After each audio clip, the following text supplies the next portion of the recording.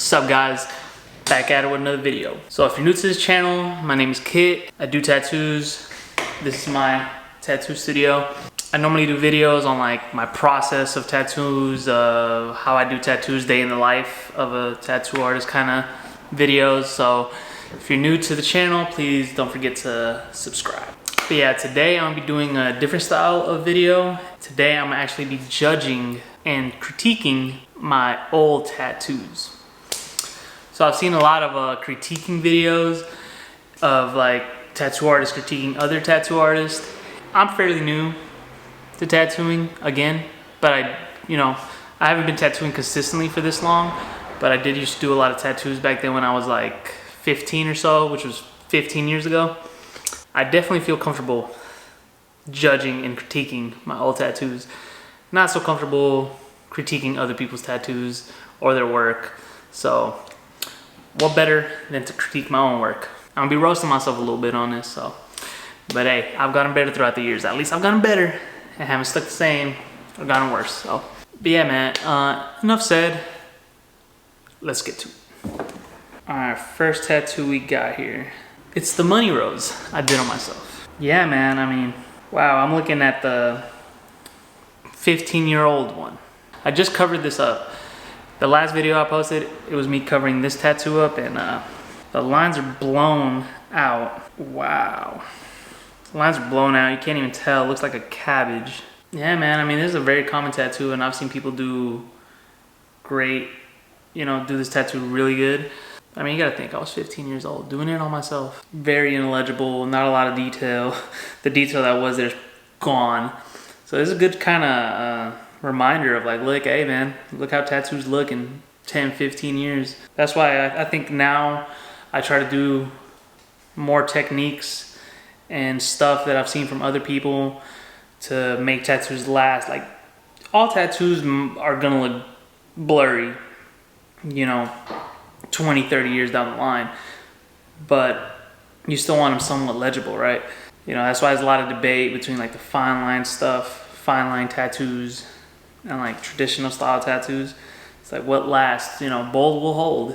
Some cases, yeah. Some cases is, 30, 40 years, all gonna look kind of blurry. Some, you don't want your tattoos looking like that in 5 years. 5 years, you still want them looking, somewhat decent. All right, second tattoo. By the way, all these tattoos I'm putting at, I did this at my house, in my room. All these I did with coil machines as well. There was no rotary machines back then, 15 years ago. But yeah, since I'm gonna be judging my tattoos, just to let y'all know, like these, I haven't been tattooing consistently for 15 years, but I started when I was 15. I did a couple, I was doing tattoos till about 18. And then I did a couple tattoos here and there, but I really got back into it about 2-3 years ago, like tattooing more consistently. This tattoo, it's more of a story. I remember the client, I was tattooing out of my house. I had my window open. I was tattooing one of my friends, and someone from outside walking down the sidewalk seen me tattooing. I live in Oakland, by the way, just to let y'all know. If you know about Oakland, type of people walking through my streets, probably, yeah. But so these group of guys see me tattooing. They're like, "Oh, boy, you do tattoos, man?" I'm like, "Yeah, man, slide through." So yeah, they came through later, and then he was like, "Man, I don't know what to get tattooed." And I remember it was a Brisk. He had a can of Brisk, and then he was like, "Oh, you know what?" It was on the can of Brisk. He's like, "You know what? I want this tattooed on me." So back at the time, I didn't have a printer or none of that, so kind of just sketched it up, lined it up on some stencil paper, stuck it on there. And by the way, it was like 2 or 3 guys in there. Like I said, I didn't know them or anything. I was just tattooing friends or people from high school, but these guys I didn't know at all. And I was like, I need some money, man. I need some money. I was like 15, 16. I need some money. I need car. I need gas money. You know what I'm saying? So let's do it. I started tattooing this, and the guy was like, "Hey, man, it's cool if I like, And I was like, that hand gesture. I thought he was gonna like, roll up some weed or something. I was like, "Oh, yeah, you go ahead, man. I'm gonna go to the bathroom real quick." I come back. Man, these guys are doing like fucking lines of fucking heroin and shit. And I was, oh, bro. I was like, oh God. So they started like tripping on heroin. I'm fucking tattooing. And then the guy is over here like fighting with his friend. He starts fighting with him like, hey man, like you killed all my shit. You killed it. The other guy stands up like, what? They're about to fight in the middle of my room. And I'm like, bro, I didn't ask for this. I should have just said no. And I'm over here trying to calm him down. And finally I calm him down. And I get the tattoo done. And I'm like, okay, you know what? Never mind. I'm never tattooing these guys again. $30 for this. You know, and like I said, enough money to give me some gas money, and I'm good.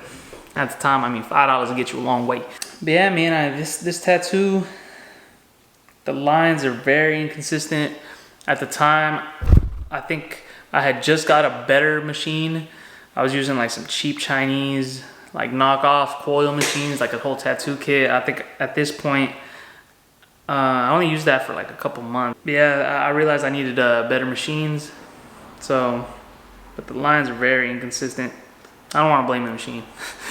I'm not gonna say that, you know, and that's the thing with coil machines. I remember like having to tune them, and if they were not tuned right, it would just run like shit. This one, I mean, like I said, lines are very inconsistent. Shading was pretty good, pretty decent. Not the worst tattoo. It did come from a brisk can. And I wonder where that guy's at today. Hope he's alive. All right, next tattoo.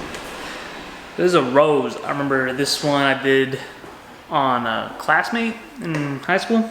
This rose, it was the first time I ever did the drops of water on the rose. I was so juiced. I was like, I added that white in there. I was like, oh man, that drop of water looks so good.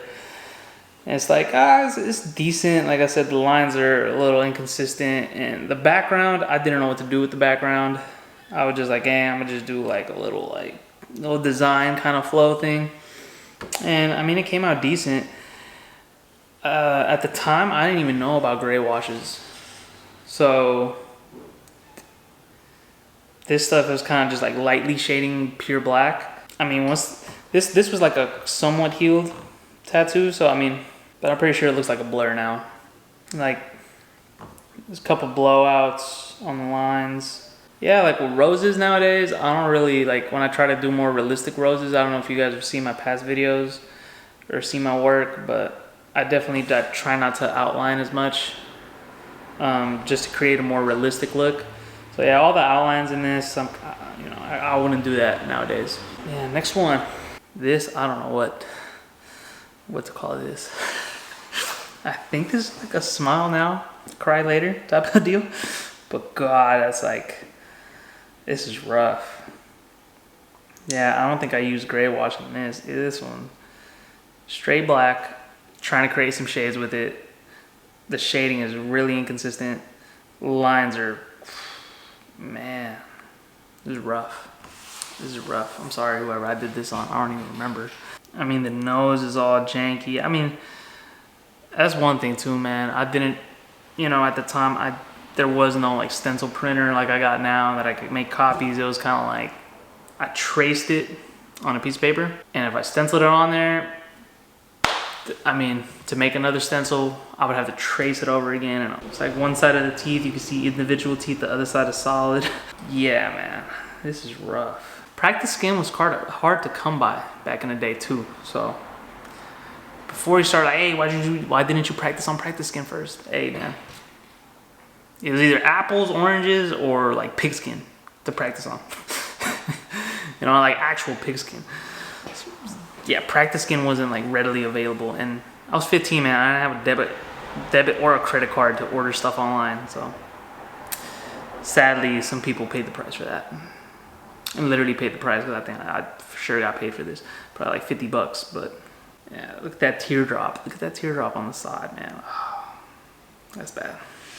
So yeah, guys, that does it for today. But if you take anything away from this, if you're starting to tattoo, use practice skin. A lot of it. Readily available, online.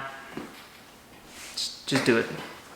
Don't do what I did. Overall, I think reflecting back on my old tattoos and seeing what I do now, definitely, in the step I want to go to, and I only want to get better. So, I think it's always good to reflect back on your old work. Even when I was doing graffiti, I remember like some old school graffiti writers that always, after we were done, you know, doing a piece, we would always step back and chill for like a good 30 minutes, hour, and like look at our pieces. I remember one guy telling us like, this is good to reflect on your old work. And I look at it, just look at it, man. Look at what you can improve on, look at the style you want to do, what colors you want to do next. And I think I translated to like my work now. And you know, every time, even right now to this day, I post a tattoo, I'll look at it for the whole week, just, you know, looking at it, examining it, seeing what I can do better, what I can improve on, and what, like, you know, looking at more videos or looking at how other people do that same tattoo. Yeah, man, I'm just glad I'm not still doing that type of work, and I've actually gotten better. Thank you guys for tuning in. Don't forget to like, comment, and subscribe, and see you in the next tattoo. Peace.